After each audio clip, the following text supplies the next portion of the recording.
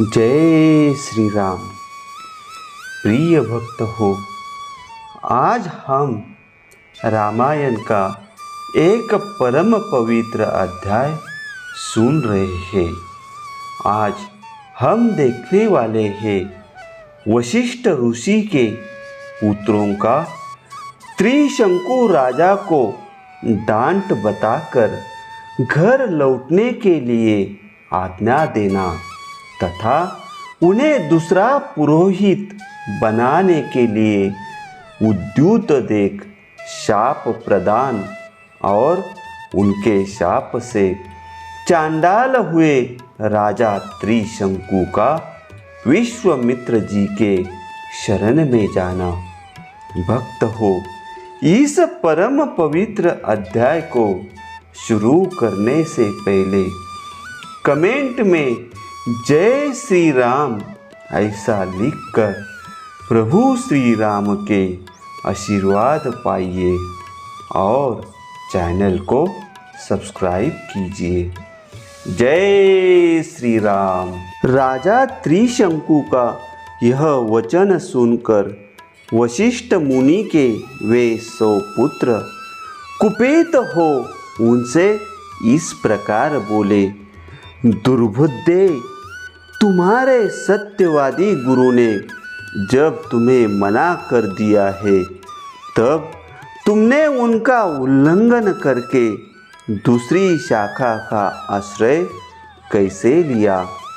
समस्त इक्ष्वाकुवंशी क्षत्रियों के लिए पुरोहित वशिष्ठ जी ही परम गति है। उन सत्यवादी महात्मा की बात को कोई अन्यथा नहीं कर सकता। जिस यज्ञ कर्म को उन भगवान वशिष्ठ मुनि ने असंभव बताया है उसे हम लोग कैसे कर सकते हैं। नरश्रेष्ठ, तुम अभी नादान हो, अपने नगर को लौट जाओ।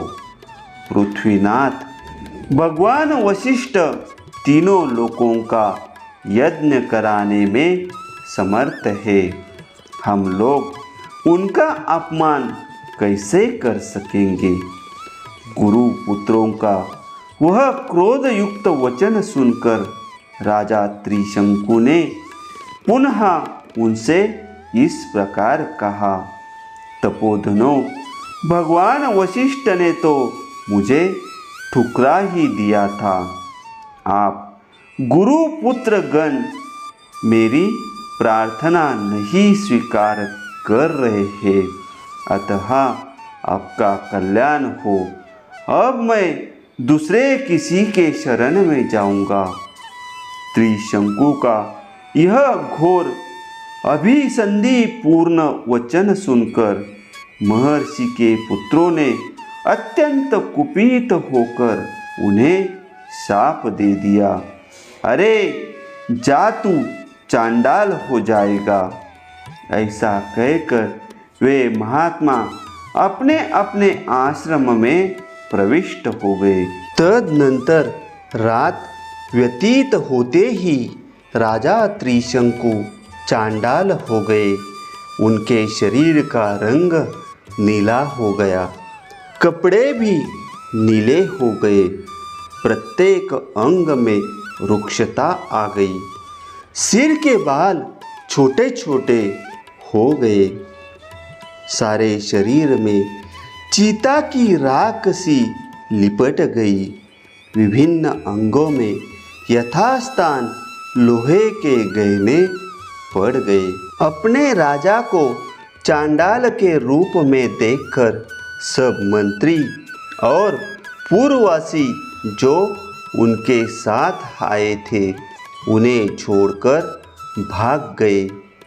कुकुस्त नंदन वे धीर स्वभाव नरेश दिन रात चिंता की आग में जलने लगे और अकेले ही तपोधन विश्वामित्र की शरण में गए। विश्वामित्र ने देखा राजा का जीवन निष्फल हो गया है। उन्हें चांडाल के रूप में देखकर उन महातेजस्वी परम धर्मात्मा मुनि के हृदय में करुणा भर आई।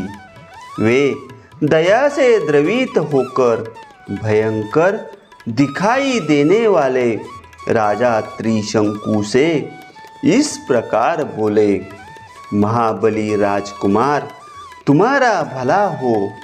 यहाँ किस काम से तुम्हारा आना हुआ है? वीर अयोध्या नरेश, जान पड़ता है तुम शाप से चांडाल भाव को प्राप्त हुए हो।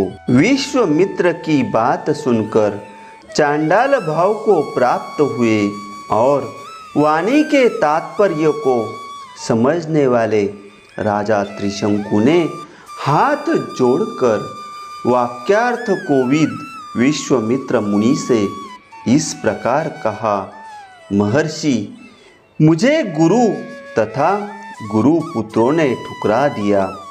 मैं जिस मनोभीष्ट वस्तु को पाना चाहता था उसे न पाकर इच्छा के विपरीत अनर्थ का भागी हो गया। सौम्य दर्शन मुनीश्वर, मैं चाहता था कि इसी शरीर से स्वर्ग को जाऊं, परंतु यह इच्छा पूर्ण न हो सकी।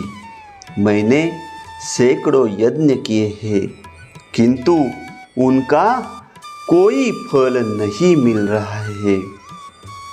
सौम्य, मैं क्षत्रिय धर्म की शपथ खाकर आपसे कहता हूँ कि बड़े से बड़े संकट पड़ने पर भी न तो पहले कभी मैंने मिथ्या भाषण किया है और न भविष्य में ही कभी करूँगा। मैंने नाना प्रकार के यज्ञों का अनुष्ठान किया, प्रजाजनों की धर्मपूर्वक रक्षा की और शील एवं सदाचार के द्वारा महात्माओं तथा गुरुजनों को संतुष्ट रखने का प्रयास किया। इस समय भी मैं यज्ञ करना चाहता था, अतः मेरा यह प्रयत्न धर्म के लिए ही था। मुनि प्रवर, तो भी मेरे गुरुजन मुझ पर संतुष्ट न हो सके। यह देखकर मैं दैव को ही बड़ा मानता हूँ। पुरुषार्थ तो निरर्थक जान पड़ता है। दैव सब पर आक्रमण करता है, दैव ही सबकी परम गति है। मुनिवर, मैं अत्यंत आर्त होकर आपकी कृपा चाहता हूँ। दैव ने मेरे पुरुषार्थ को दबा दिया है। आपका भला हो, आप मुझ पर अवश्य कृपा करें। अब मैं आपके सिवा दूसरे किसी के शरण में नहीं जाऊंगा। दूसरा कोई मुझे शरण देने वाला है भी नहीं। आप ही अपने पुरुषार्थ से मेरे दुर्दैव को पलट सकते हैं। भक्त हो, इस प्रकार रामायण का यह परम पवित्र अध्याय संपन्न हुआ। अगला पवित्र अध्याय सुनने के लिए चैनल को सब्सक्राइब कीजिए और प्रभु श्री राम के आशीर्वाद पाने के लिए कमेंट में जय श्री राम ऐसा लिखिए। जय श्री राम।